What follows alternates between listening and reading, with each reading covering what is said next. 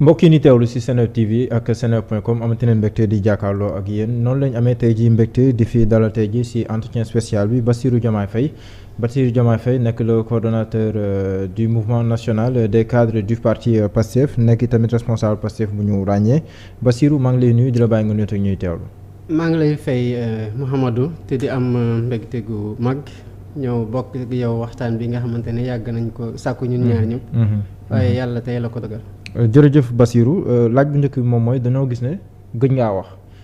donte ne am na ay événements yu bëree bëri yoo xam ne ni jaar na si diggante bi lan moo waraloon option boobu. waaw man nag média moo dul sama mbir trop. gis naa ñu bëri ñoo xamante ne damay jot ay invitation yu bëri mais dama am ay règles yu minimales yu may observer ci communication. yenn saa yi sax mu am yoo xamante ne naa leen xaw a naj tuuti. mais dama jàpp ne ni média bari actuellement bu ñu la dee wax ne tout le temps bu ñu la invité nga dem boo moytul mën nga soofantal sa wax. te kuy wax tamit mooy juum ci wax. moo tax wax lu dangereux la. bi ci tegu man dama jàpp ne balaa ngay wax dama fekk nga am li nga wax. parce que dafa war am li nga bëgg a wax ñi nga bëgg ñu dégg ko. ak fi nga jàpp ne boo ko fa waxee dañ ko di nga atteindre sa objectif man su ma amul critères yooyu bu ñu réunirul ci benn époque rek damay jàpp ne mën naa toog déglu jàng ci li ñu bëri ci li ñuy wax. parce que déglu bi tamit jàng la ndax foo waxewul rek am na ñeneen ñu am lu ñu wax xëy na lu gën a am solo. li nga xamante ne moom nga naroon forcé wax. te période boobu période njàng la ci ñu bëri ñoo xamante ne xam-xam la ñuy waxee ndax seen domaine la ñuy waxee. justement yow waxoo waaye moo ko wax na lu yàggul dara. jéem a def benn diagnostic de la situation socio-économique du pays mel ni ndaje bi nga xam te ni le président Macky Sall woote woon na ko palais ngir xool yan yoon lañ mën a àbb boole kook tamit ay acteurs de la société civile yu bëree bëri ñuy défendre ay consommateurs pour waxtaan ci dund bu cher bi yéen ngeen génn mel ni yoon bi nga xam te ni moom le président wax am 11 mesures yoo xam te ni dinañ si ñaar ci kanam yoo xam ne ni becc woon na ko mu mel ni yéen yoon yooyu yéen gisoo wala noona nan ngeen jàngatee la situation économique du pays ak ndogal yi nga xam ne moom le président Macky Sall jël. li ñu war a njëkk seetlu mooy yaakaar naa ne ni sénégalais yi sonnee ci at yii ñu weesu. rawatina 2019 ba tey gëj nañ ko sonnee lool. te foog naa ne li ñu traversé ci diggante 2011 ba 2012 bu muy falu ci bu ñuy def alternance di ko tànn moom président Macky Sall ak ñu mu àndal pour ñu yar réew mi ak lu ñu diggee woon. wuute na ak li sénégalais yi doon xaar li ñuy dund tey wuute na ak li sénégalais yi doon xaar ndax lépp li nga xamante ne sénégalais yaa ngi koy jëfandikoo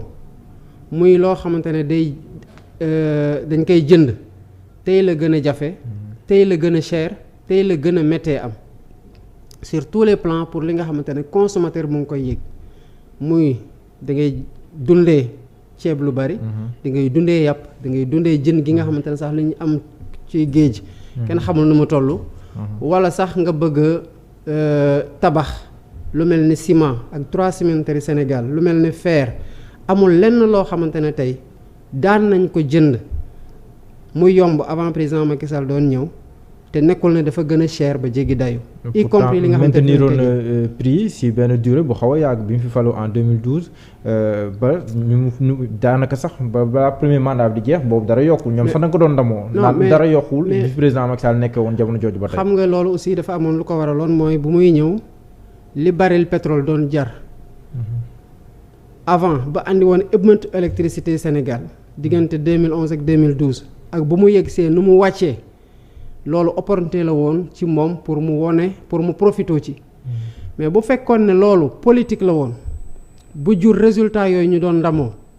kon tey li sénégalais di jooy nii duñ ko jooy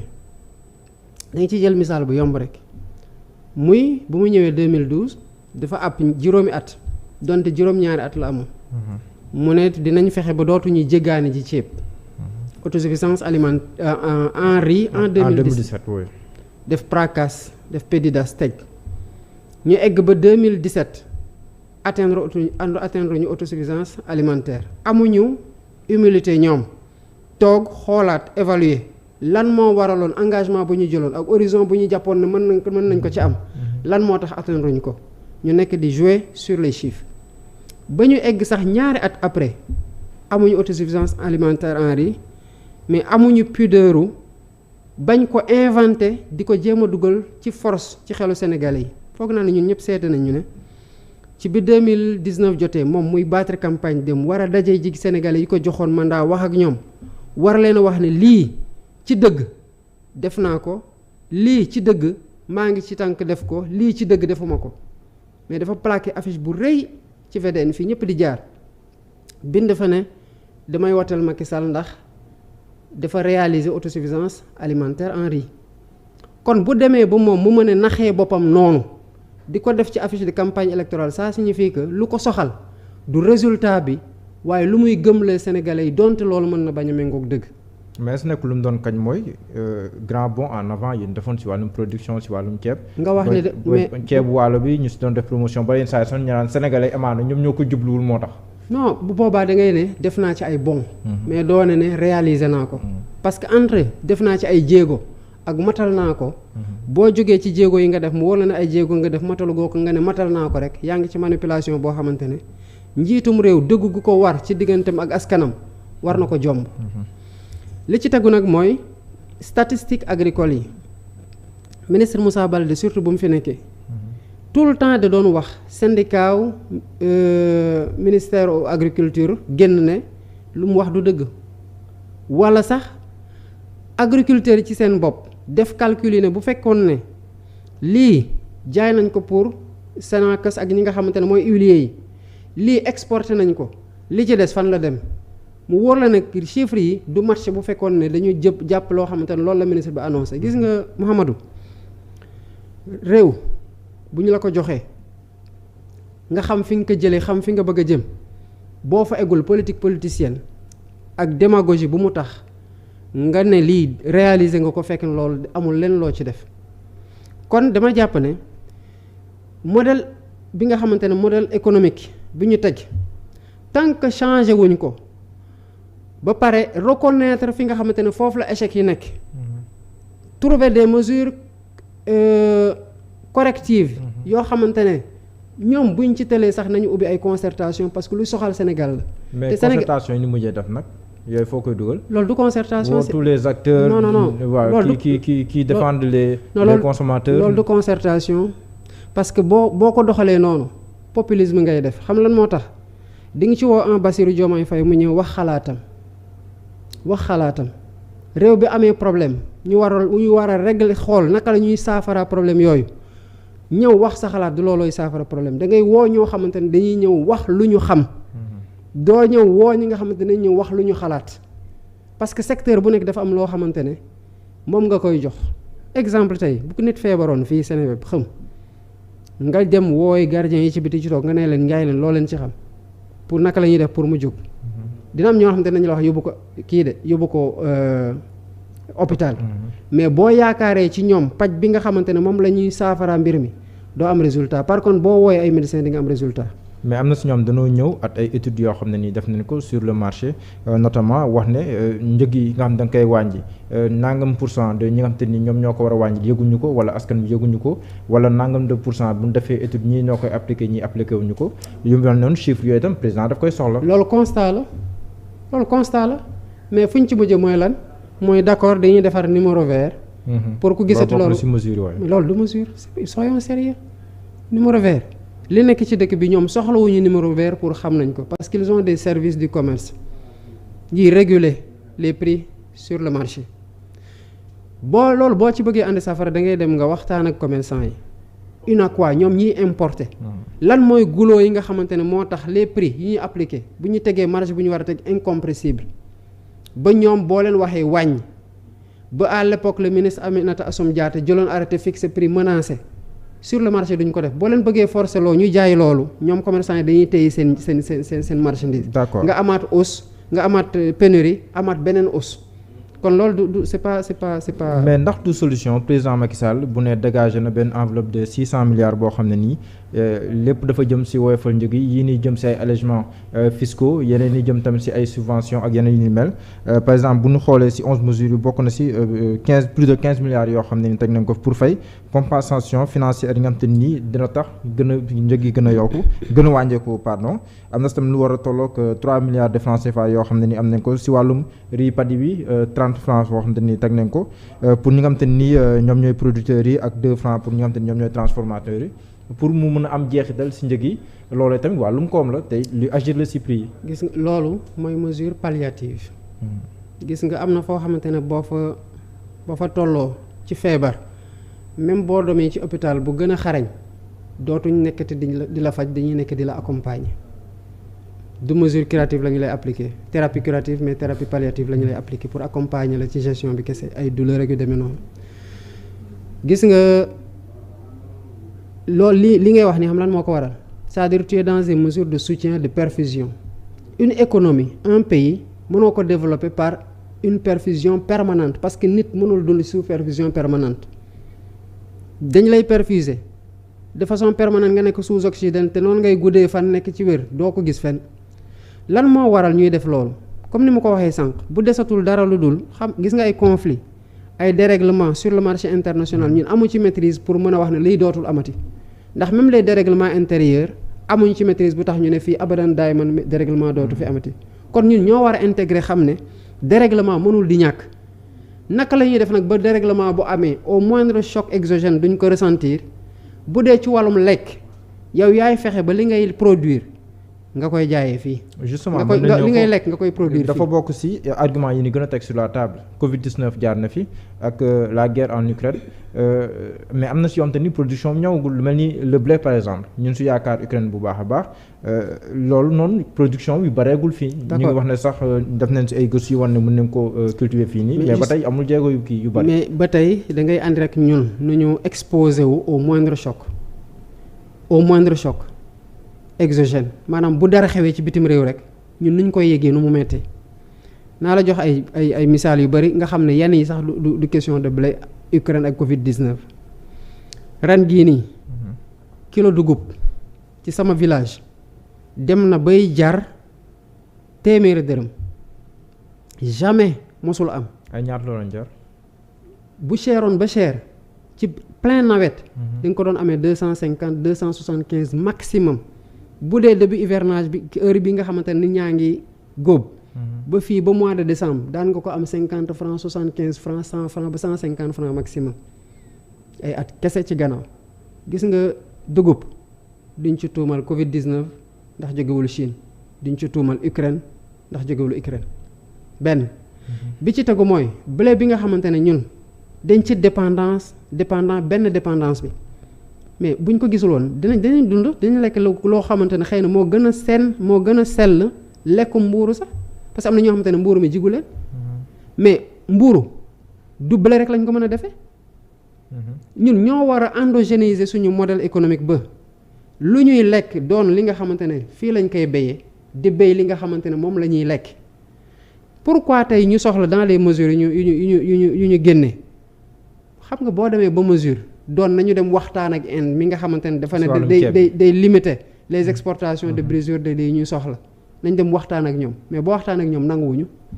sa mesure boobu ça devient quoi parce que du yàgg mukk. instant moom am nañ benn délai de 6 mois. non mais du yàgg mukk ba Inde di ñu exporter loo xamante ne daf ko soxla pour dundal population te foog naa ne Indiens yi ñoo ñu ëpp foofu gën ñoo soxla seen ceeb pourquoi ñuy lekk ba mu doy lu ñu béy Inde. ba di ñuy jaay ñun ñuy compter li nga xamante ne ñoom seen li ñuy dese la seen surplus de production lañ ñuy jox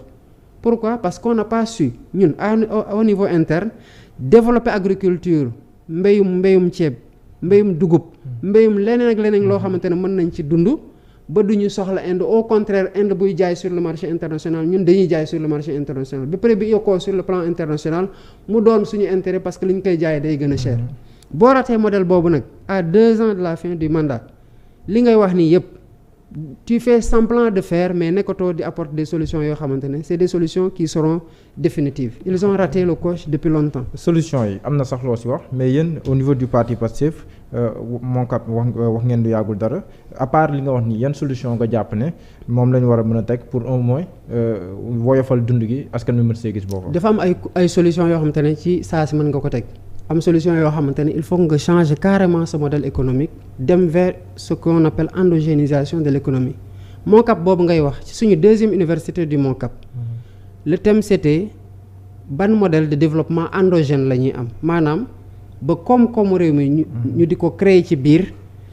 kenn ku ne gis ci sa bopp ci li ngay produire ni nga koy jaay ci biir réew mi bu desee ñu jaay ko bitim réew ak nu muy yombee caw bu dee da nga nekk ci ñoo xamante ne dañuy jënd les premières mesures yi nga xamante ne c'est les mesures les plus urgentes bokk na ci chaque année li nga xamante ne moom la béykat yi di produire ñu jox leen assistance nécessaire bu tax mu gën a bari te bu demee ba bari ren gii saako soble demal ba jër 50 000 francs mais ren gii producteurs soble yi suulu ñuy seen soble ci seen tool yi parce que da doon yàqu foofu bu nit ñi produire tamit te amuñu dans la chaîne de production li nga xamante ne day permettre yow nga denc doo mën a stocker benn production nit ñi dañuy obligé lekk lu ñuy mën a lekk ci saa si Sénégal taxawuñu taxawaay gu tax ñuy exporter parce qu'on ferme le robinet on dit nañu arrêter les importations par exemple d'oignons mais pendant que le marché est en train d'être approvisionné nit ñi amuñu fu ñuy denc pour que sur la durée la plus longue y compris sur toute l'année ñi nga xamante ne produire nañ seen soble ñu mën ko denc di ko mettre sur le marché de façon progressive donc sur cette chaîne là boo ci produire boo ci investirul doo mos a atteindre une sécurité alimentaire. D'accord. loolu par exemple solution la. ci solution à long terme à court terme yi mais am na ñoo xamante ne tey bëgg nañoo béy pourquoi la viande chère te mu am ñoo xamante ne bu ñu leen dimbale woon ñu dem ci càmm du ñu jéggaani ji yàpp ci dëkk yu mel ni Mali wala feneen parce que am nañu les superficies yu doy pour def de l'élevage intensif boo xamante ne moo gën a mën a produire de la viande de qualité et avec un cycle plus rapide que élevage extensif yi ñu bàyyi nii suñu xaritu pël yi di dox des kilomètres et des kilomètres et des kilomètres pour dem uti ji fu ñu wuggee seen nag yi wala ñuy dem vers des prairies vertes loolu mënul nekk loo xamante ne mooy la solution pour l'autosuffisance par exemple en viande donc yow financel ñi nga xamante ne des exploitations agricoles familiales que mu nekk sur le plan pour béykat yi wala ñi nga xamante ne sàmm lañ gis seen bopp bu ko defee yow sa chaîne de production sur les différents types de produits yi nga xamante ne dañ koy soxla pour dund pour lekk te loolu c'est primaire lekk boo lekkul mënoo def leneen gérer loolu ba pare mais noonu nga ko mën a gérer mooy démultiplier les coopératives démultiplier les financements yi nga xamante ne dañuy jàppale femmes yi nga xamante ne comme on l'a vu hier en Casamance bu ñu bañ leen jàppale rek moo tax par exemple la production de mangue wala un autre type de production di yàqu dans l'anacarde et cetera parce que amuñu le financement qu'il faut pour mën leen transformer mais elles ont prouvé que mën nañ transformer loolu stockage bi gën a yàgg c'est plus sain en alimentation et mën na nekk sax quelque part un gain par rapport à certaines maladies endémiques yi nga xamante ne dañoo sonal ndax lekk ju bon. D'accord léegi mën nañ avancer tuuti wax ci gouvernement bu bees bi mais d'abord ki ko jiite le retour de Amadou Ba mais bi yoon mu nekk le premier ministre ma lire la sur Facebook nga bindoon mel ni li ma ci dégg d'abord le poste de premier ministre di tax mu ñëwaat lu ñu dëgtal le président Macky Sall ba après le choix porté aussi sur Amadou Ba idem. man en tout cas ci information yi ma amoon à l'époque lii la doon wone y compris bu mu voyagé ñi mu waxal bu mu demee lu mu àndaale woon ndax li ko taxoon jóg luñ ko diggoon et cetera et cetera si base boobu la ñu waxee woon mënoon nañu wax sax c'est un exercice risqué parce que temps bu mu toog entre temps xëy na il a fait de la résistance par rapport ak pression extérieure yooyu résistance bi lan la woon mooy non d'accord mais j'attends de voir ce que les locales donneront locales yi ñëw nga gis ne yaa ngi ñàkk doole nga ne d'accord amul problème naa xaar ba législative est-ce que je vais pouvoir inverser la tendance pour def un choix qui correspond à ce que je vais faire par rapport à mes projections politiques législative yi ñëw nga gën a ñàkk doole moo tax boo gisee discours am la veille. waaw le vendredi bi précédé le samedi bi mu defee gouvernement bu bees. fondamentalement lan la wax rien c'est comme quelqu'un qui dit d'accord vous m'avez forcé la main mais je vais aller parler à mon peuple mais puisque yow tu es déconnecté de ton peuple parce que tout le temps bi nga fa nekkee tu as pris tellement de l'envergure écrasante par rapport à ce peuple là que dóor leen Covid-19 da ko jot nga génne la fooy di leen dóor ñu guddee parce que tegoo ci seen loxo moyen de transport bu tax ñu gaaw a ñibbi ngay dem en tournée politique ànd ak tes nervis ñu di leen matte boo demee ba jël cet écart là avec le peuple boo xamante ne kontaanul ci sa mandat même bu ñu la forcer leneen de l'extérieur nga ñëw bëgg a wax ak peuple boobu doo am loo leen wax tu es obligé de te taire sur ce que tu voulais dire parce que tu ne peux pas te reconnecter. mais ban façon pression le président Macky Sall mën a am ba mu indiwaat ko poste premier ministre ba sax mu tànn Amadou Ba. mais vous savez poste de premier ministre bi buñ koy def bu ñuy defaat la loi. d'abord nañu xool historique bi. bu ñu battre campagne pour un changement aussi important dans sur le plan institutionnel est-ce que dégg nga ko 2019 mu ne bu ngeen ma falaatee dinaa dindi le poste de premier ministre pour que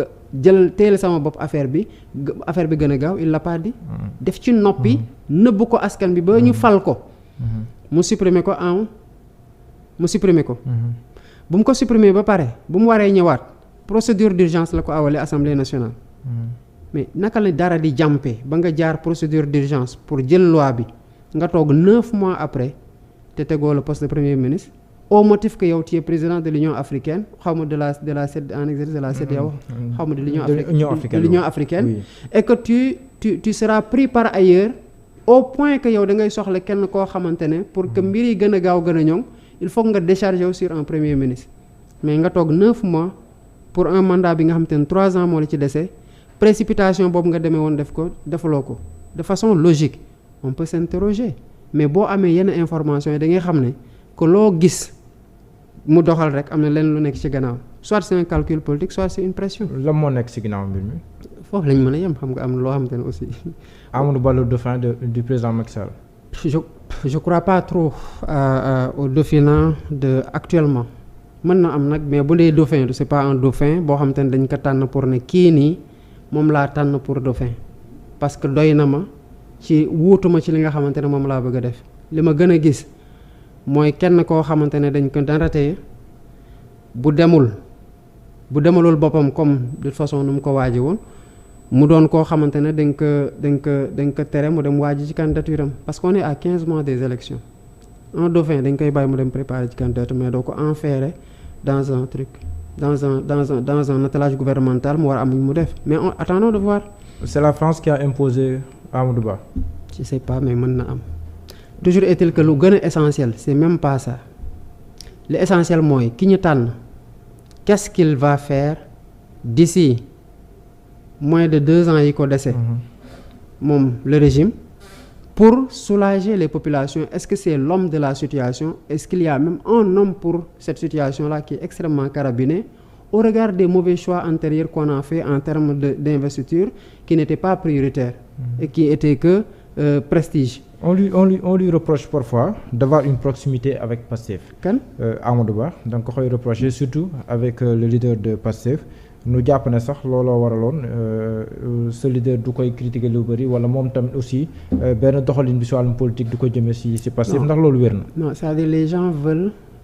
que nous déployions des attaques personnelles contre X ou Y wala bu ñu demee bay xeex seen xeex si biir ne waaw yow da ngay jàppale diw ci suuf parce que doo attaqué diw parce que diw du la attaqué loolu seen xeexu biir la. ñun doon wax ne sax dafa leen di financer. Amadou Ba. C'est un collègue ou ancien collègue à nous. ñu am ak ñoom comme des rapports de collégialité yu rafet donc c'est pas une question de personne moom bu mënoon dara ci ñun ci bu ñuy créer Pastef kon Pastef lu juddu parce que lu mu ñu waxoon mooy dara nekkul APR tey la ñu récupérer lii jarul ngeen di créer parti politique ñu nekk ñun gëmuñu li APR nekk di dérouler bàyyil ñun ñu dem tànnal suñu bopp suñu yoon ak li nga xamante ne moom lañ gëm comme éthique politique ne loolu moo nar a soppi Sénégal on est parti tout seul de rien sans moyen sénégalais yi dégg nañ li nga xamante ne APR la bëggoon ngeen dugg bi ngeen door politique jéem loolu la doon jéem mais ça correspondait pas à ce qu'on veut faire maintenant moom il est dans le pouvoir il assume ses positions dans le pouvoir nous sommes dans l'opposition nous assumons nos positions dans l'opposition et toutes les fois dem leen seet les discours du président Ousmane Sonko lors des passages de Amadou Ba à l'Assemblée nationale c'est des échanges sur la situation économique du pays parce que bu réew mi taxawee amuñu ci xarit amuñu ci mbokk amuñu ci am di jàmm day jàpp ne lii mooy intérêt réew mi ci loolu la ñuy wax sans compter nag que diw mi am nañu moom proximité affinité wala am nañ moom animosité c'est pas ça le plus important c'est pas les personnes c'est les actes qu'ils posent yi nga xamante ne dañ koy jël di ko teg te mu am njeexintal ci réew mi ak ci waa réew mi. am nañu jàpp ne Amadou Ba son profil ku mën a apaiser la sphère politique sénégalaise la ndaxte nit ku amee dal la ba pare aussi ku war a mën a composer ak l'opposition la loolu ndax jàpp nga ko. est-ce que soxla na composer ak opposition parce que li nga xamante ne mooy pourrir le climat économique le climat politique amul lenn loo xamante ne mu ngi ci loxoom liñ koy xaar mooy coordonner action gouvernement bu mu nekkee premier ministre de l'économie et des finances ñu gënoon ko soxla par rapport aux tenues des finances publiques. ci lañ taux de croissance bi yéeg ba ay 6 point nangam pour cent. avec un taux d'endettement de combien 67%. presque à 7% du ratio. du ratio dépassé bu ñu woon 70% bi. non mais. normes yooyu mais normes yooyu c'est inspiré de la France bi nga xam te ne am na une maîtrise sur ses finances publiques c'est-à-dire il a eu un endettement pas responsable toute la durée de son magistère au niveau du ministère de l'économie et des finances donc c'est pas Amadou Ba moo nekk la panacée au problème qu'on a maintenant par rapport au dialogue politique loolu da amul lenn lu ci nekk ci loxoom parce que nañu fàttaliku ne avant son éviction du gouvernement bu mu demee def émission ak Papa Ngagne Ndiaye et que nous avions l'information qu'il allait être éjecté pour les raisons que nous savions yi taxoon mu dem. la moo taxoon mu dem. mais parce que Macky Sall en ce moment-là képp koo xamante ne amoon na envergure mën ko remplacer ka nga tudd Amadou Ba ka nga tudd Aly Ngouille Ndiaye ka nga tudd Mimi Touré il fallait que tu débarrasses le plancher te puisque moom dañ ko doon prêter des ambitions politiques la preuve yaa ngi wax ci affaire Dofina il était condamné à partir au même titre que Aly Ngouille Ndiaye au même titre que Omar Youm au même titre que Mimi Touré mais bu mu ko xamee dafa dem il a enchéri par rapport à la loyauté par rapport à l'aplatissement devant le président lan la wax ñun dañuy gunge président de la République ba fu mu bëgg ba 2035 ñu ne ko ci mandat wala ci vision mu ne ci lépp xanaa déggoo wolof donc kenn koo xamante ne pour sauver sa peau les règles minimales ñi nga xamante ne moom la constitution imposé sañ na ko fouler aux pieds les engagements par rapport à la parole de respecter la constitution telle que nañ ko tegee mën nga ko fouler aux pieds kooku mënul composer avec l'opposition parce que xam nga opposition lan la soxla le dialogue il est nécessaire entre le pouvoir et l'opposition man loolu laa gëm c'est important que le pouvoir et l'opposition dialoguent mais dafa am base bi nga xamante ne ci la war a reposer wu mooy le respect mutuel le respect de la règle suprême bi ñuy régir ñun ñëpp comme mu nekk le règlement de l'Assemblée nationale la constitution la loi et surtout la sincérité dans ce qu'on se dit que bu ñu ko jàppee ñun dinañ ko bu ñu ko tënkee dinañ ci tënku ñun ñëpp. yow la ngay dégg ci gouvernement de combat. tu sais gouvernement de combat le seul sens bu mu mën a am mooy ñoom lañ dem combattre avec les difficultés que traversent les Sénégalais fu mu nekk nii école ubbi na il paraît qu'il y a 67 écoles qui sont inondées il y a un déficit de 47 000 enseignants dans le pays et c'est en ce moment te xamoon nañ école dina ubbi qu'ils sont en train de commander nee nañu 300 000 tables bancs pour résorber le déficit je ne parle pas des abris provisoires bi nga xamante ne taw bi détruire na leen ba pare bu ñu amee adversaire bu ñu war a identifier naan dañuy combat ñooñu la ñu war a combattre bu ñu amee lu ñu war a combattre nañu xam ne que kilo ceeb diwlin jën ciment fer lépp tey tumuranke nañ ci cherté bi mu cher loolu la ñu war a combattre bu ñu amee lu ñu war a combattre mooy naka la ñuy def ba école bii ubbi accords yi nga xamante ne am nañu ko enseignants yi ñu respecté ko ba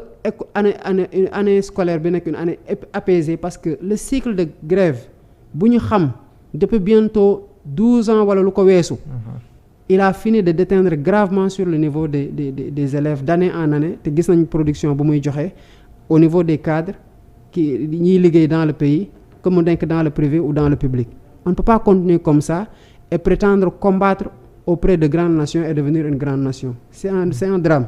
donc bu ñu amee combat yu ñu war a livrer c'est ces combats là gis nga bu ñu identifier beneen adversaire bu dul boobu nañu xam ne qu'ils se sont trompés d'adversaire qu'ils se sont trompés de combat et que même bu ñu amee ndam bu ñu yaakaar ci adversaire bu ñu identifier sax ils auront perdu la bataille parce qu'ils n'auront pas mené la vraie guerre. bokk na aussi ci dossier yi ni gën a discuter à l'Assemblée nationale peut-être mooy loi d'amnistie bi nga xam te ni ñu ngi koy ruumandaat en faveur de Khalifa Sall et Karim Wade bonne position par rapport à cette bon du ma ne proposition parce que wala projet ñëwagul mais en tout cas cadre yi nga xam président Macky Sall yëkk na ko en conseil des ministres dénk ko le garde des Sceaux ngir xool yan yoon lañu war a jël pour réhabiliter ñoom Karim Wade ak Khalifa Sall. après mu ne amnistie ou toute autre voie. D'abord dañuy njëkk a wax lan moo tax ñooñu soxla amnistie lan. nga yegg si Sénégalais yi di la xaar ci nga taxaw ci seen soxla ak ci seen yitte pour nga saafara seen jafe-jafe yàlla jël la yëkkati la ci ci kanamu ñi nga xamante ne ñoo la doon xeex nga dellu waatu wàccee sa bopp ba jàpp ne yow di nga war a fayu nga identifier kenn nit sur tout un lot nga écraser ko dugal ko kaso génne ko réew mi ñi nga xamante ne ñoom la doon àndal bu dee defin am na ñoom la doon defandool ñu cité woo leen war leen gis nga jël leen nommé leen ay ministre ñuy siéger à tes côtés en tant que ministre tout ça pour ça c'est-à-dire loolu nga def yëpp pour bañ a am ay adversaires politiques ñi nga jàpp ne ñoo amoon doole nga réduire leen à ta plus simple expression focus totalement sur ni nga war a anéantir cette opposition boo paree ci Karim Wade 2017 nga jàpp ne Khalifa Sall menace la par rapport à 2019 nga def pare ba écarter leen nga dem ba jëmi jamono nag nga xam ne lii mënul wéy parce que askan gi ci boppam jóg na won la ne ci bi nga ko tantee ci keneen lii nag dootul jàll parce que faluñu la pour lii te injustice bi mënuñu ko continuer di la seetaan ngay def nii nga doog a toog ba tey bëgg a passer tout ça cette violence là exercée sur des individus leurs familles leurs partisans leurs personnes nga ne nañu fàtte lépp tout ça pour ça la traque des biens mal acquis liñ ci def yépp ci xaalis liñ ci def yépp ci énergie négative dans ce pays là ci féewaloo pour lii avec quel apport à l'époque quand le président Ousmane Sonko qui n'était même pas en politique a pris son courage pour dire que lii c'est un combat politique ñu soutenir ci suñu collègue parce que j'étais dans le syndicat en tant que chargé des affaires juridiques tey bu Ndiaye oui gars yi dañu waxoon ne non nangam mais tey l'histoire lui a donné raison moo tax il faut pas avoir peur d'avoir un avis divergent face à un avis qui semble majoritaire parce que ci jamono sa avis boobu nga xamante ne tu l'as assumé mën na doon l'avis qui est le meilleur avis mais fan la mujjee tey mooy yaa ngi ne di ngay amnistie mais d'abord ñi nga amnistier ñi nga bëgg a amnistie fu mu nekk ni y a pas que l'amnistie par rapport yow li nga leen tere parce que yow tu les as privés de droit à être éligible et à être électeur loolu nga leen xañ n'est-ce pas mais mën nga leen delloo sañ-sañ boobu ci yeneen anam yi ngi leen ko xañe woon parce qu'il faut rappeler modifier le code électoral par exemple mais parce qu'ils avaient modifié le code électoral en 2017 pour introduire cette disposition-là et éliminer Khalifa Sall et Karim Wade noonu la demee ñoom ñoo modifié woon le code électoral pour éliminer ces candidatures-là nañu modifié waat code électoral pour arriver à ces résultats-là. Kon nu déggee pour mu leer mooy yow na nga contre amnistie. non mais yeneen moyens yi. non nekkuma ci ay contre ak ña ko contre. j'alerte juste sur deux choses. parce que bëgguma ñu jóge fii ñu ne Bassirou Diomaye Faye contre l'amnistie. waaw d'accord mu leer. je vais être clair. ñi nga xamante ne ñoom la amnistie bi concerné waxaguñu ci parce que dégguma ci Khalifa wax Karim ci boppam dégguma ci mu wax ci donte ay partisans mu wax ci. mais sur le plan des principes. li tax may explorer li nga xamante ne noonu la ñu privé les droits électoraux de Karim et de Khalifa c'est par une révision du code électoral fi ñuy jaar noonu c'est une voie qui nous évite que ay nit nekk ci pouvoir ba pare empêcher de façon définitive une comment ça s'appelle une reddition de compte bu fekkee ne man mën naa falu def lu ma neex ba xam ne dem jot na ma créer problème ne amnistie sama bopp am ñi ma àndandool kon bu boobaa ndenkaane lan mooy doonati sansam parce que saa ñu la denkee ba ab jot ab googu ju jote ci pour dire ab gi jote yow di nga war a ñëwaat ci ñi la denkoon nga ne li ngeen ma denkoon lii la c'est pas une ouverture bu ñu war a bàyyi pour des règlements de compte parce que man ma conviction mooy mënuñu nekk dans un cycle de règlement de compte politique ci réew boo xamante ne tardé na ni Sénégal on perd trop de temps on perd trop d'énergie dans des règlements et des petites querelles yi nga xamante ne in fine